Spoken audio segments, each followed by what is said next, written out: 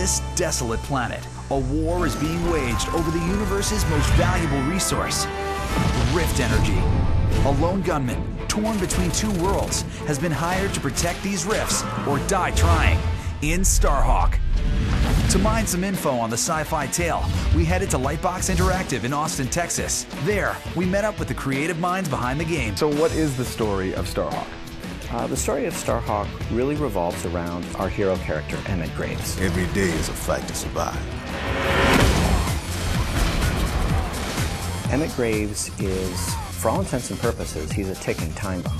He's a man that exists out in the frontier, and he's really trapped in the middle between the two major factions in the game. The problem?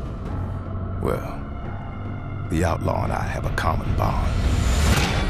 On one side, we have the human rift miners, and they are out colonizing the distant corners of space, which we call the frontier. And it's really their gold rush. They're looking for, in their case, blue gold, these blue geysers of rift energy. And they're setting up installations and extractors to mine this rift energy. But unfortunately, when mankind gets exposed to rift energy, they become these weird mutant creatures. Their flesh burns off of their bodies, they lose their mind, and they become outcast humans. And so those two core factions, one mines rift energy, and the other one is hell-bent on protecting it. We're rift salvagers.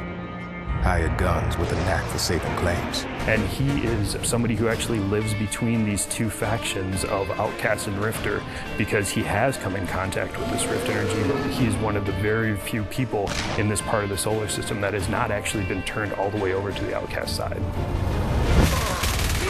As the story unfolds in Starhawk's single-player campaign mode, you'll meet the colorful characters that populate Emmett's homeworld of Dust. So Emmett has been called in by Jonas, the mayor of White Sands, and he has to work with Tracy Howe, who's the town's sheriff. You might want to help the sheriff out. One of the first missions you'll play, the two of them have to go to a worksite that has just recently been attacked by the Outcast. And upon coming upon this worksite, they've actually just recently blown apart the extractor, and it's chaos. So when you get to the worksite, you have to completely clear out these war bands of Outcasts that have come in, and you clear the entire area out. And as they continue to attack, you have to build up your defenses and pretty much defend the area against them. That's how you earn a paycheck. Starhawk's fully realized universe isn't the only thing that stands out from other shooters. You've created a system for Starhawk that you're calling Build and Battle. What is it and how does it work?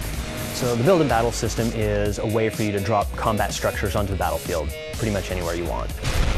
From bunkers that give you supplies and a kind of a defensive position to fight from, walls that you can string together and block off different parts of the battlefield, automated turrets, vehicle pads that provide a spawn point for vehicles, sniper towers, energy shields, all kinds of stuff.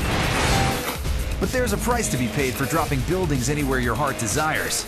So we came up with a resource, this rift energy, and the rift energy is something that actually fuels the story, and it fuels what these characters are there for, and therefore why they're fighting over it. And you get rift energy by killing enemies and completing objectives, like capturing flags or capturing bases. You kind of end up with this core strategic loop of the game, which is build a bunch of stuff that makes you better at completing objectives, which gets you a bunch of rift energy, which lets you build more stuff, and so forth. Do you have a favorite structure? I really tend to favor our little vulture dispenser. The vultures are the jetpacks in the game. Okay. And it's because the jetpack enables you to do some really interesting hit and run kind of tactics, which is in keeping with my personal play style. Our play style is a bit less subtle. For us, nothing beats strapping into the Hawk, the game's transformable mech. The first thing that we showed off, obviously, is the Hawk, which is our aircraft that turns into this enormous walking mech that has its own weapons on the ground. And it definitely is fun, and it's really exciting to use and be able to go both back and forth through those two modes. So you can get access to a Hawk or any of the other vehicles from certain build and battle parts. In the case of the Hawk, there's a Hawk launch pad, and it's a build and battle structure that you spend some rift energy and call down. And it's a big pad that sits up off the ground, and there's a mech standing on it. What sets Starhawk's gameplay apart from your typical shooter?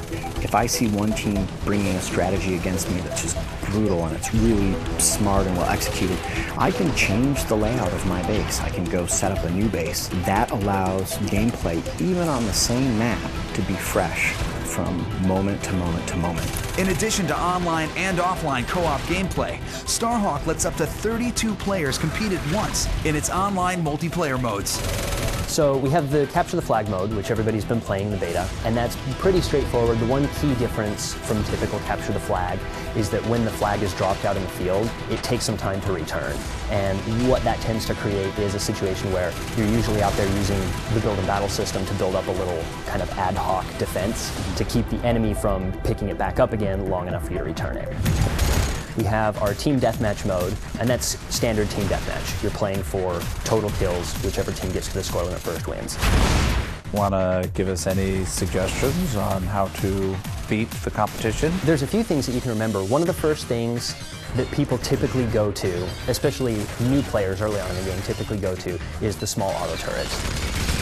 So they're a really obvious base defense, and they're pretty effective, but the thing to remember is that they can actually be taken out if you just approach them carefully, and even your basic kinetic rifle that you spawn with is pretty effective at taking them out.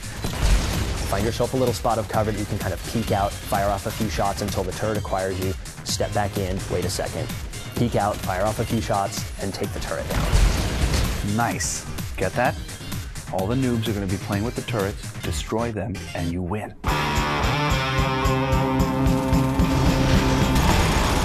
Life on the galactic frontier never looks so fun, or so deadly. You better stock up on Rift Energy, locate a pair of sturdy wings, and hatch a solid battle plan, or you're toast. There's no second chances in this town.